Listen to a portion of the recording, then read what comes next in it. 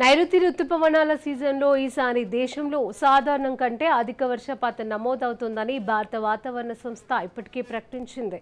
ఇక ఈ క్రమంలో తెలంగాణ రాష్ట్రంలోకి నైరుతి రుతుపవనాల ప్రవేశంపై హైదరాబాద్ వాతావరణ శాఖ అంచనాలు వెలువరించింది.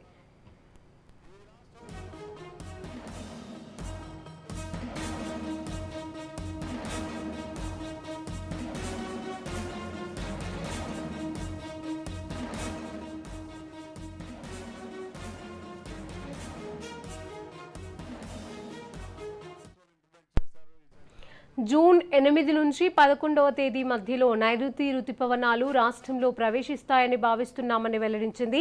రుతుపవనాలు వస్తూనే విస్తారంగా వర్షాలు కురుస్తాయని, జూలైలో భారీ వర్షాలు పడతాయని వివరించింది.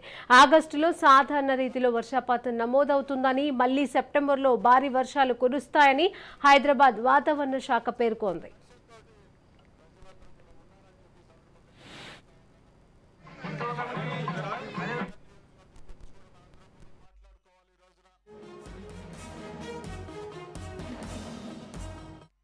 ఎల్ నీనో పరిస్థితులు జూన్ నాటికి పూర్తిగా క్షీణిస్తాయని, జూలైలో అనుకూల పరిస్థితులు ఊపందుకుంటాయని వివరించింది. గత సీజన్లో పోల్స్తే ఈసారి రాష్ట్రంలో జలాశయాలలో ఎక్కడా నీటి కొరత ఉండకపోవచ్చునని తెలిపింది. రాష్ట్రంలో సాధారణానికి మించి అధిక వర్షపాతం నమోదవుతోందని వెల్లడించింది.